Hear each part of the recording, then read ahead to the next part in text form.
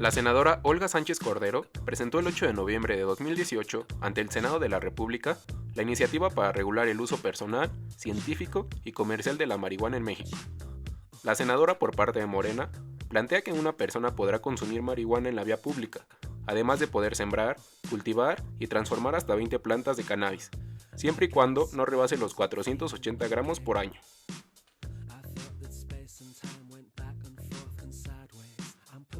Pues a partir de que se presentó esta iniciativa en el Senado, han llovido críticas desde distintos puntos de vista porque incluye demasiadas áreas de especialización en una sola propuesta. Hoy vamos a platicar sobre alguna de ellas, para lo cual me acompaña mi querido público. No les vamos a dar nada de marihuana por gritar, pero gracias por el entusiasmo. Y me acompañan Lalo y Julio. Bienvenidos, chicos. Muchas gracias por la invitación. Comencemos con la pregunta importante, ¿no? ¿Marihuana se escribe con J o con H o con...? No, ok, ya. Vamos a lo importante. ¿Qué les parece esta iniciativa que se presentó por parte de la senadora Sánchez Cordero? Muy bien, bueno, es un gran paso para lo que necesitamos atender este problema de, por un lado, un problema de violencia, un problema de criminalización y un problema de guerra contra el narcotráfico. Y criminalizar a los consumidores, ¿no? Exacto, y que además esta forma de atención, este sistema prohibicionista, lejos de generar beneficios, ha incluso generado mayores problemas de salud pública y pues evidentemente el problema de violencia que estamos viviendo en el país. Creo que es un gran paso en el sentido correcto y que es necesario seguir por este camino con el resto de sustancias. Queda mucho por hacer en materia de cannabis, pero pues es un gran paso. ¿Tú qué piensas, Lalo? Bueno, yo creo que es una gran propuesta. Concuerdo con mi compañero en el aspecto de que es un gran paso para este país. Realmente hay muchos otros países que lo están haciendo. Nosotros... Y desde hace mucho tiempo. ¿Ya? Ajá, desde hace mucho tiempo. Pero hay algo muy importante porque hay muchas anécdotas, ¿no? Por ejemplo, tenemos la anécdota, una que me gusta mucho cuando hablamos de este tipo de problemáticas, del opio en China, en el siglo XVI aproximadamente. Inglaterra le vendía opio a China, ¿no? Entonces China pues se volvió un país muy consumidor del opio. Obviamente la dinastía en ese tiempo era la dinastía Qing. Fue como de, oye, mi población se está enviciando, ¿no? ¿Qué está pasando aquí? Entonces empezó a prohibir la venta y la mercancía y el transporte de Inglaterra hacia China del opio.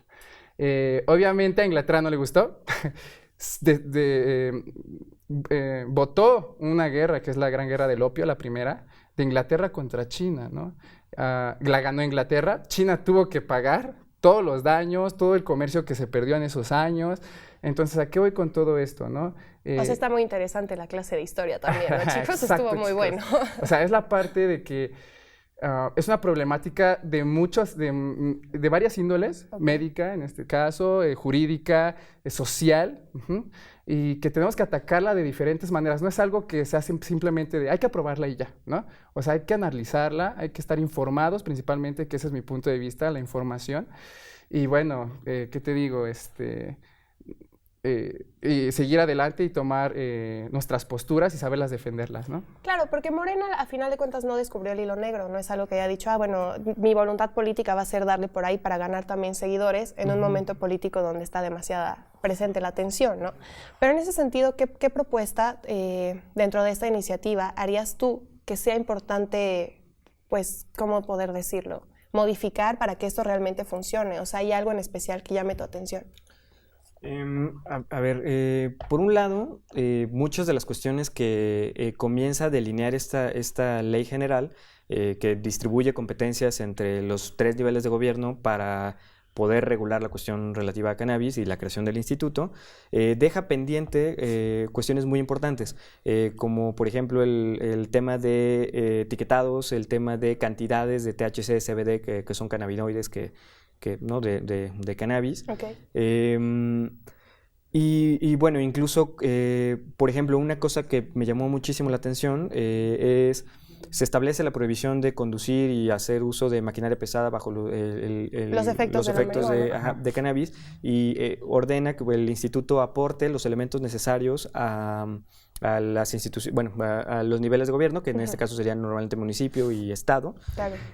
para que puedan hacer las verificaciones necesarias, ¿no? Entonces, esto me hace pensar, va a ser una especie de alcoholímetro, pero en realidad, ¿cómo puedes medir el estado de las personas? Realmente, si yo fumé la semana pasada, es altamente probable que dentro de mi sangre todavía tenga, pero eso no afecta a mis funciones. O que tal vez si consumí cierta cepa que tiene más CBD, probablemente tampoco afectó mis funciones, pero pues tengo presente esta sustancia. Lo que nos han recomendado, lo que se ha visto que puede ser un buen camino es sí pruebas de sangre, pero acompañadas de estos simuladores en los cuales ves si realmente tiene la capacidad para manejar un vehículo, por ejemplo. O simplemente la persona no puede si fumar o no, ¿no? Exacto. Ese tipo de cuestiones quedan pendientes y pues de nueva cuenta, esto es maravilloso, lo que se está generando con esta iniciativa y en cuanto se apruebe, está muy bien, establece cierto plazo para que las autoridades respectivas, que sería por un lado, el instituto, una vez que se cree, y también tiene que estar involucrada la Secretaría de Salud, claro. Para que genere reglamentos y cuestiones ya más específicas de cómo se va realmente a cumplir esta ley. Y ahí tenemos que tener mucho cuidado, que esto que se está logrando con la iniciativa y que se lograra si entra en vigor, si se publica y demás cosas, no sea limitado o no se abran puertas que no queremos que se abran a través de esta regulación que queda pendiente. A final de cuentas, creo que un punto importante que hay que discutir es que esto se trata de hacer un punto medio entre la producción y la comercialización de la marihuana, eso sin duda. Claro. Por parte del sector salud, cuando Sánchez Cordero presenta la iniciativa, esto pasa a las comisiones de salud y de desarrollo. También entra mucho el papel que juega la Secretaría, como bien lo decías, pero en ese sentido, a las personas, la inquietud que surge es que si se está planteando que puedes fumar en vía pública, y justo aquí también en el set nos lo preguntaban, hay niños en la calle y hay personas que no quieren fumar y que no están a favor de la marihuana. Por ende, ¿ellos tendrían efectos colaterales de que se fume en la calle? Bueno, primero, tenemos que recordar que la marihuana se puede consumir de muchas maneras, ¿no? Está la parte del cigarro, el churro, espolvoreado en comida, está dentro de la comida como en los panquecitos o como orégano en el pozole también. O en el metro, ¿no? Luego lo vemos que nos venden en pomadas para quitar dolor. Entonces, depende, obviamente, su consumo. Si el consumo es, si lo ingieres, si es en un alimento, realmente el efecto solamente va a ser para la persona. No Esto es el autoconsumo, ¿no? Ajá, exacto. Pero el humo, ¿qué onda? ¿Qué pasa con eso? Claro, en la parte, tenemos que recordar, es lo mismo, aplica lo mismo que el cigarro, ¿no? Están los fumadores activos y los fumadores pasivos. Nosotros, las personas que no consumen ese cigarro, que estén cerca de las personas que estén fumando. ¿Qué ibas a decir? Nosotros que fumamos. Nosotros que fumamos. No,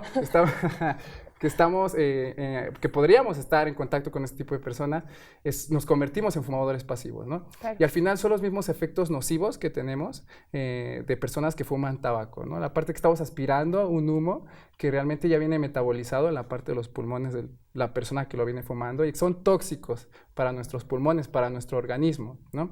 Hay un tema muy importante porque esto afecta realmente muchísimo a los niños, ¿no?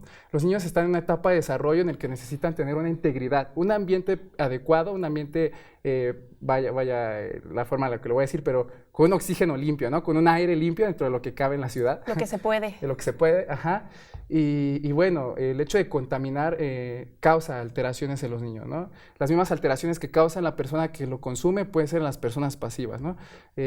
Algunas efectos que pueden ocasionar al niño, a la persona que está al lado, no sé, puede ser desde mutaciones, desde factores de riesgo para poder desarrollar cáncer, principalmente cáncer de pulmón, que eso es un tema algo muy importante. Claro. Ajá. Y otros tipos de cánceres, o sea, no solamente nos vamos al pulmón, ¿no? Está de vejiga, el de estómago, entonces a un niño que realmente no tiene tantas defensas como un adulto, pues sí afecta, ¿no? En ese aspecto. Y a los demás también. Claro. Que aquí es muy interesante que, si bien todavía también falta delimitar un poco más, sí lo vincula con estos espacios libres de humo de tabaco.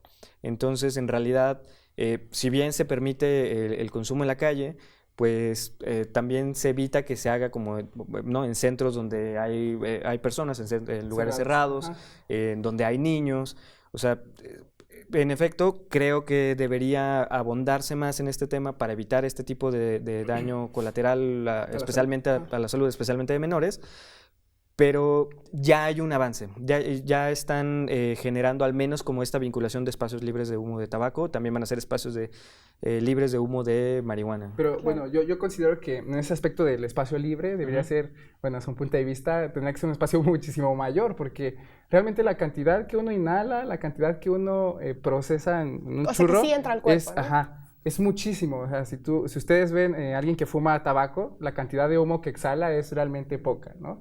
A comparación de alguien que está fumando un churro, el humo es impresionante, es una cantidad impresionante de contaminante que le está exhalando. Entonces, en un área libre de humo, no solamente va a estar una persona, van a haber muchas personas, ¿no? Entonces, bueno, yo recuerdo este término que en algún momento mi profesor de anatomía me dijo que es el hornearte, en un lugar donde está cerrado, y son muchas personas fumando y el humo se encierra rapidísimo porque realmente se exhala bastante. Pero entonces, o sea, los lugares libres de humo es donde el espacio cerrado donde nadie puede fumar. Como restaurantes, entonces, como restaurantes, escuelas, demás, centro, bueno, sí, todo centro educativo, oficinas.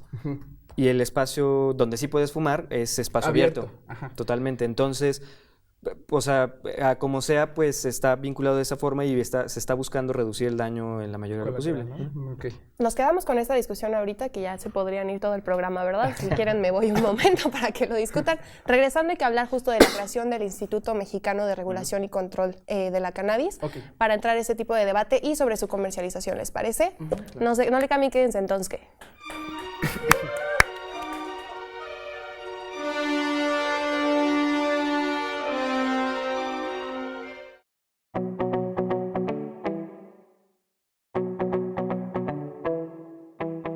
Existe el condicionante en la iniciativa de no comercializar la cannabis como cualquier otra sustancia exógena, es decir, sustancias que producen alteraciones en el sistema nervioso, por ejemplo, el alcohol y el tabaco. Se prohíbe la publicidad de la planta, venderla, obsequiarla, así como manejar cualquier vehículo o equipo de maquinaria bajo sus efectos. Las sanciones van desde arrestos de 36 horas hasta multas que pueden alcanzar los 322,400 pesos. Y para ello se pretende crear el Instituto de Regulación y Control del Cannabis. ¡Hachis, hachi los mariachis!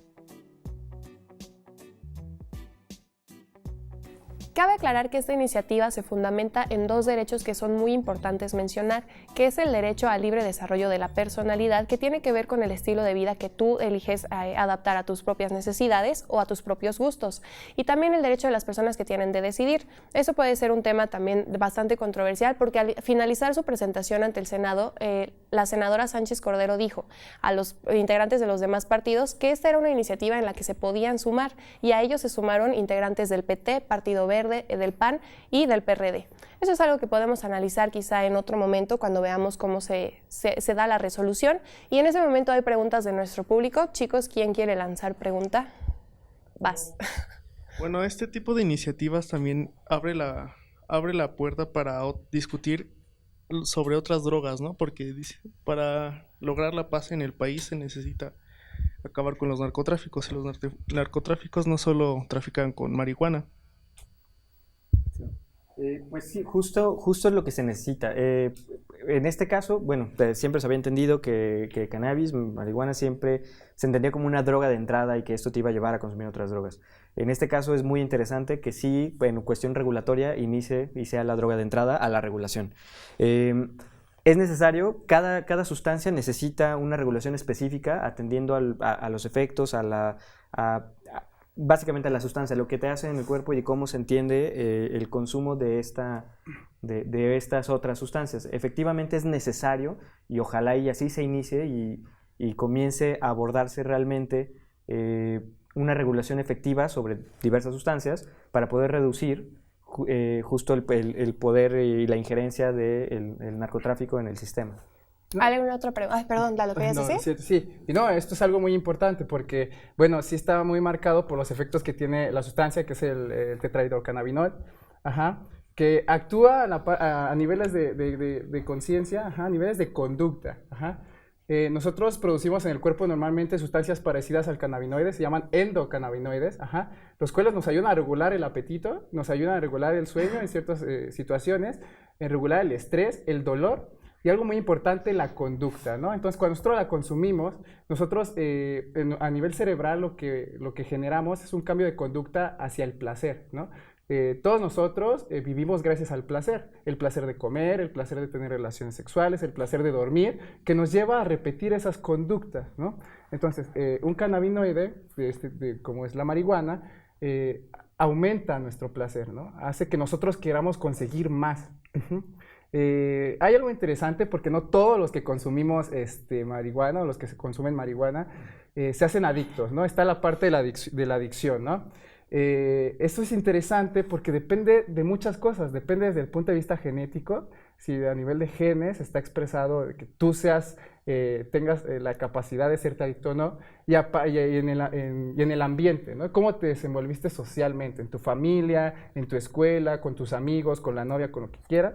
Ajá, porque tenemos que recordar que una de las principales causas por las que uno consume estas sustancias o acerca a estas sustancias es por lo social, problemáticas de uno mismo, problemáticas de lo que está viviendo, porque pues, somos personas, todos tenemos problemas, ¿no? Y por la parte del placer que se siente, y la relajación, la euforia que nosotros sentimos cuando consumimos estas sustancias. Ese sería entonces el consumo recreativo o lúdico, ¿no? Ajá, exacto.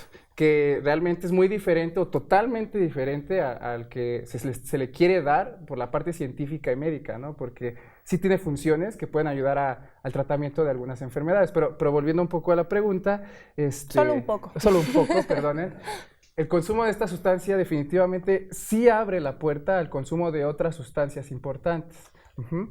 Ahí, bueno, hay bastante análisis sobre el tema, que no es necesariamente la forma en la que lo planteaba era para que abriera las puertas para que se empezara a regular, Claro. pero realmente no hay una relación directa de que si consumes cannabis vas a entrar a consumir otras cuestiones.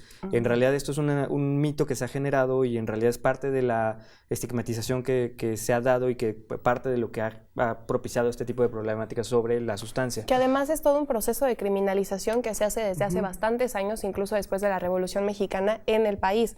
Viene acompañado de este imaginario donde te dicen, es que todo el que fuma es malo. Sí, las drogas son malas, nadie está negando eso, porque son sustancias que crean otros efectos que el cuerpo en realidad podría estar bien sin ellas. Podría, más no querría en alguno de los casos. Claro. Pero siempre se ha ligado a que esto, por ejemplo, está asociado al derecho penal y que por ende todo el que fume, todo el que haga esto es un delincuente y va a llegar a la cárcel, ¿no? Yo también estoy de acuerdo en esa parte, que no siempre es malo la parte social, ¿no? El estereotipo que nosotros tenemos. O sea, yo voy más enfocado a la parte de que no el hecho de si fumas ya vas a consumir otras sustancias, no. Si fumas, tienes factores de riesgo. Es un factor de riesgo para poder inducirte a otras sustancias. No necesariamente siempre vas a caer, pero está ahí. Es como la persona que tiene un peso elevado, que está gordito, no necesariamente va a desarrollar una enfermedad, pero tiene el factor de riesgo para desarrollar esa enfermedad. Entonces, creo que esta es una discusión muy interesante que incluso ya está en otros debates internacionales en el propio mexicano, a partir de que en 2015 se le dio este amparo a 4 personas activistas para poder consumir de forma recreativa. Vamos dejando un poquito más de eso de lado para regresar a la iniciativa, porque algo que plantea es el autoconsumo y la autoproducción. Seamos honestos, las personas que fuman o que si quisieran empezar a fumar, experimentar, lo que sea, ¿están bajo las condiciones de poder autoproducir o autoconsumir? Porque sí se marca como ilegal que tú comercialices con estos productos. Entonces, ¿de dónde sale la semilla, no? Claro. Bueno, por ejemplo, aquí una cuestión que también está pendiente es de dónde salen las semillas, ¿no? Exacto. Se está regulando la cuestión de tener las plantas, pero no hay de dónde conseguir las semillas. Hay algunos bancos en diferentes países donde que pueden exportar, que todavía tenemos el gran tema aquí con la situación actual de si se puede importar. Eso también es una cuestión que se tiene que regular en su momento. Claro. Pero, por ejemplo, establece estas cooperativas en las cuales de 2 a 150 personas pueden juntarse, tener sus plantas y para poder tener consumo diferentes personas. Esto va justo beneficiando en ese sentido a las personas que pues no están, tal vez no tienen las capacidades. Hay que a quienes se les muere un cactus, ¿no? Es la cosa más sencilla que se puede cuidar, pero justo va supliendo. Y es muy interesante que se permita de esta forma para no darle todo a la industria, porque al final del día parte del problema que se tiene que evitar y que es parte del buen camino que lleva esta iniciativa, es evitar poner todo en manos de la industria que piensa normalmente en términos económicos, en términos de vendo más, si vendo más, por lo tanto tengo más dinero, y no importa la salud de las personas. Tenemos que reconocer que, tal como dices, no son sustancias inocuas, tienen un grado de riesgo y se tienen que regular en razón de ese grado de riesgo que pueden tener, pero no podemos darle todo a la industria. Además, en este caso se plantea que está la figura de COFEPRIS y de este nuevo instituto, ¿no? Que regularía, bueno, la risa por COFEPRIS, creo que muchos lo sabemos, pero ambos están desconcentrados de la Secretaría de Salud. En ese sentido, ¿cuál sería la importancia o el papel que jugaría el sector salud para esta regulación? Bueno, el sector salud está realmente muy de acuerdo en la parte de la legalización y del uso de la marihuana en parte de investigación y desarrollo de nuevos fármacos. ¿Ayudaría y medicamentos. en esto la regulación? Sí, o sea, definitivamente, pero yo veo lo que yo sé de estas empresas, de estas corporaciones como COFEPRIS, es que ellos impulsan demasiado, pero desde el punto de vista de investigación. O sea, la molécula que tiene la marihuana es muy importante, pero para el desarrollo de fármacos, para el desarrollo y ayudar a las personas de ciertas enfermedades como cáncer, artritis, glaucoma, por ejemplo, ellos sí apoyan, ellos sí están a favor. El único problema es la parte de que como no se ha visto una buena regulación a lo mejor con otras sustancias, no están seguros si la legalización completa como la parte recreativa sea la adecuada, pero de que están de acuerdo en la parte medicinal y la parte de investigación, definitivamente. De hecho, en la UNAM, en la torre de la Facultad de Medicina en Fisiología, se llevan a cabo estudios acerca de los efectos que tiene la marihuana, pero ese es un punto de vista farmacológico y en el organismo. Entonces, esa sería su postura de ellos. Esto es una pregunta muy interesante que me está diciendo el productor desde cabina. ¿De dónde sacan la marihuana estos institutos que lo utilizan para investigación? Bueno, realmente esa es una buena pregunta.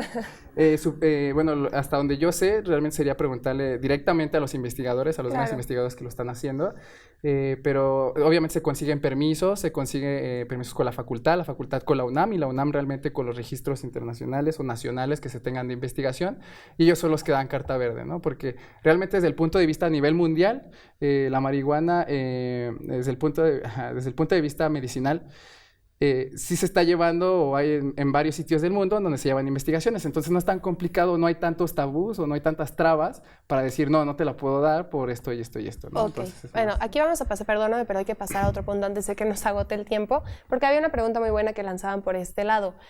Cuando se está planteando que el autocultivo y autoconsumo es posible, y también esta cuestión de las cooperativas de 480 gramos al año, también se plantea que el excedente puede ser donado o dado a instituciones para la investigación.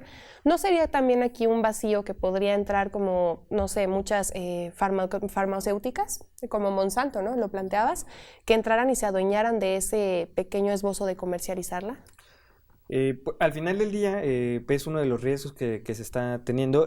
También la misma iniciativa propone diferenciado, permite el cultivo para cuestiones, cultivo y todo lo relacionado para poder generar fármacos, parte de la industria farmacéutica, claro, que no va vinculado con el consumo lúdico. Okay. Ahí también es muy importante que no se permita completamente y se les abra la puerta a toda la industria farmacéutica, porque funcionan los mismos términos. Mayor venta, mayor ganancia. Y tampoco sería correcto que ya que inicien y que tengan este tipo de medicamentos sean de costos elevadísimos y que entonces las personas que requieren estos tratamientos no tengan acceso. Es un poco lo que está pasando en la situación actual, que los únicos productos que se pueden importar son carísimos. Claro. Las personas que lo necesitan no tienen capacidad, se endeudan para poder importarlo, y además, si tienen suerte que COFEPRIS les dé el permiso para poder importar, y que está un poco complicado, que de hecho, pues aquí esta iniciativa justo está limpiando la página de esto absurdo que está haciendo COFEPRIS con los lineamientos que supuestamente emitió hace poco, en los cuales ahí sí puso todo en manos, toda la cuestión de uso medicinal en manos de la industria, mal hecho, mal regulado, en un instrumento jurídico que no es el adecuado, claro. Y pues dejó todo ahí para para ver qué pasaba, estamos en este espacio y pues esperamos que esta iniciativa termine arreglando el problema que está generando COFEPRIS. Claro que el sector salud, vinculado con lo de hace un momento, pues probablemente va a cambiar, ya que van a cambiar los personajes principales, va a cambiar el secretario, va a cambiar el comisionado. Tenemos la esperanza de que vaya con esta misma línea y que realmente entienda estas cuestiones como se deben atender y privilegiar el derecho a la salud y privilegiar los derechos humanos ante el beneficio económico de la industria, como ha actuado pues específicamente la Comisión COFEPRIS. COFEPRIS, exacto. Ahora, desde el punto de vista médico, pues está, biológico, está esta parte de que realmente muchos de los grandes investigadores aún no se sabe cómo actúa, cuáles son todas las acciones de este tipo de sustancias. Entonces viene la parte de la investigación o reservarlo solo a la parte médica o científica, porque si para nosotros es difícil regularla cuando la prescribimos, porque pues ya hay fármacos que están validados por la COFEPRIS, incluso aquí en México o en otros países. Porque incluso los médicos que prescriben necesitan solicitar el amparo. Exacto, necesitan solicitar el amparo y necesitan tener conocimiento de cómo se va a dar, y las dosis y el tiempo. Si para nosotros es difícil en cierto aspecto controlarlo para ocasionar un beneficio más que efectos adversos, más que algún peligro para la persona, para la demás población, realmente necesitaríamos una gran campaña de información para decir hasta qué punto sí, hasta qué punto no, para que ellos, como bien habías dicho al inicio, tomen la decisión, porque al final pues ellos son libres de decidir, ¿no? Y tienen derechos de su vida. Porque en esta iniciativa no se ha plantado justo ni siquiera el cómo va a ser la obtención de los permisos ante este instituto, si se crearía o no, pero tampoco una campaña justo de información de quién tendría que ser responsabilidad, que se conozca primero, las motivaciones que incentivaron esta iniciativa, que no fueron solo el desarrollo de la persona. También se habla de derechos humanos a vivir en paz, como ya lo mencionaba igual nuestro público, ¿no? ¿Quién entonces tendría que entrar ahí a diseñar una buena campaña de comunicación de lo que está pasando? En principio, pues las mismas autoridades de salud pública tienen esta obligación, el mismo instituto y de hecho las cooperativas, o sea, todos estos centros donde se está permitiendo el suministro de cannabis, de fármacos y todo esto, parte de las obligaciones que tienen es dar información a la población sobre el consumo de estos productos, sobre tal vez el abuso, sobre medios. Aquí otra cosa que es muy importante y que se necesita atender eventualmente es modificar la forma en la que estamos atendiendo a las personas que sí tienen un problema de uso problemático de sustancias. A la fecha, y va vinculado con esto, las campañas que tenemos, las autoridades lo que han hecho es criminalizar más y entonces ponen comerciales en los cuales dicen, no, yo empecé a tomar alcohol, yo fumé marihuana y no podía hablar y perdí mi vida y ya no tengo amigos. Como el pare de sufrir, ¿no? Ajá. Es terrible, es falso, eso es tan risible que pues no tiene ningún efecto disuasorio. Vamos a quedarnos aquí en esta charla porque se nos ha acabado el tiempo, pero si a ustedes que están viendo el programa les llama la atención, continúen con nosotros, acompáñenos en la discusión en las redes sociales y también en el video de YouTube del programa. Chicos, por el momento, muchas gracias por lo que nos compartieron, gracias a nuestro público y nos vemos en el siguiente Tosque.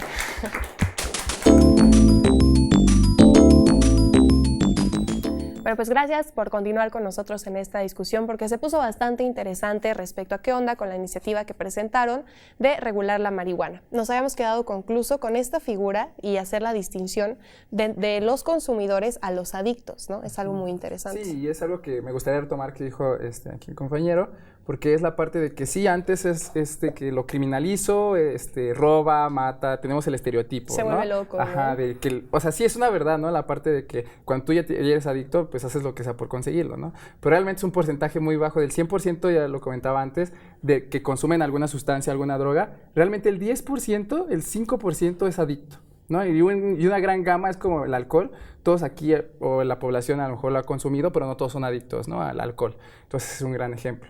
Y lo que se ha visto en los cambios, por ejemplo, planes de estudios de las facultades de medicina y psicología, es que ya no se criminalice a esas personas, sino son pacientes que en dado caso tienen algún problema, ya sea porque conjuntaron factores, ¿no? Su personalidad, que sean impulsivos, tuvieron factores de riesgo de la niñez, eran pobres, lo que sea. O sea, no solamente es que quisieron ser así, o sea, realmente como persona tuvieron factores y son pacientes. Entonces, ahora, esta iniciativa le dará voz también a otro sector de la población que no viene con estas condiciones, sino que consume por gusto y que no cumple con un estereotipo que tengamos en la mente. Exacto, o sea, en este caso lo que está reconociendo es que que se puede hacer un uso adulto, un uso controlado, que no necesita un sistema paternalista la persona para poder ¿no? tener acceso a sustancias y disponer de su propia salud. Pero sí es algo muy importante que se tiene que poner ahí y tiene que abordarse eventualmente, que es cómo se está atendiendo a las personas que sí tienen un uso problemático de sustancias. Realmente en las condiciones que tenemos ahora hay cuestiones terribles dentro de estos centros de internamiento. En principio no hay tratamientos diferenciados en relación de sustancia. De acuerdo a la droga que consumas te castigan, es todo parejo. Es todo parejo. Y aparte lo que están diciendo, lo que consideran que es la forma de atenderlo es sacarlo de la sociedad, sacarlo de su núcleo y que no consuma absolutamente nada, de nada. Hay sustancias que incluso este síndrome de abstinencia te puede matar, ¿no? Por ejemplo, heroína, además, opiáceos. Bueno, tenemos que cambiar también esa parte. Tiene que ir de la mano con esta apertura del reconocimiento de que puede haber un uso correcto, pero al mismo tiempo tenemos que atender que puede haber problemas de salud con todas las sustancias y que tenemos que atenderlos como problema de salud, no criminalizándolos, no torturándolos y no sacándolos de la sociedad como está funcionando, con una regulación, con una supervisión efectiva. Claro. Porque hay casos terribles. Dentro de estos centros de internamiento incluso hay desapariciones de personas y nadie sabe qué pasó, desaparición del sistema completamente. Los torturan, incluso hay casos en los cuales, como no hay supervisión, los mismos encargados de los centros utilizan a las personas cuyas familias se esforzaron para poder pagarles un tratamiento y los utilizaban para vender sustancias. También esta concepción de que si tú tienes un tratamiento de un par de meses, ya vas a dejar de ser tener un uso problemático. De tener al diablo adentro, ¿no? Responde mucho al discurso que tiene nuestro señor presidente electo Andrés Manuel López Obrador, que a partir del 1 de diciembre quiere implementar este respeto a las personas, a la decisión de cada uno, y su discurso que va orientado hacia la paz y a terminar con muchos otros proyectos como narcomenudeo y la violencia que se vive desde que Calderón se le ocurrió la brillante idea de declararle la guerra a las drogas, ¿no? Para finalizar, ya irnos porque se alargó el programa, pero muy a gusto, ¿ustedes hubiesen sometido, al igual que se hizo con el aeropuerto de la Ciudad de México, este tema a una consulta? Bueno, en lo personal yo no... hay una confusión muy grande, porque por ejemplo, ¿cómo vas a consultar a una población que realmente, qué tal si ni siquiera sabe o está informada realmente del aspecto jurídico, del aspecto médico, biológico? Volvemos a que falta información. Exacto. Entonces, si se da información y luego se hace la consulta, perfecto, yo no tengo ningún problema, ¿no? Pero si se hace la consulta y no hay bases, no hay un fundamento de en qué te puedas decidir, cómo vas a decidir, pues realmente no va a ser el adecuado, Pues ¿no? como con el aeropuerto, ¿no? Así exacto, pasó. ¿Tú qué opinas, igualito. Julio? Yo diría que bajo ninguna circunstancia se puede poner a consulta pública una cuestión de derechos humanos. Y esto incluso es una prohibición constitucional, no se puede. Y incluso los medios y las materias en las que sí se puede hacer consulta ciudadana están establecidas en la Constitución. Este no es el caso y por lo mismo no lo sometería. Ok, metería también a más problemas si estamos hablando que el tema de drogas es un tabú en México y que tiene muchas vertientes, ¿no? Y sin información. Exacto. Pues bueno, chicos, ahora sí terminamos el programa. Chicos del público, muchas gracias por su participación. Espero que este tema pues lleve un buen cauce y a final de cuentas es justo el mensaje que queremos dar. Acérquense a la información, fíjense quién se las está dando y créense un propio juicio. Nos vemos en el siguiente Tonske. Si no la controlas, no la fumes.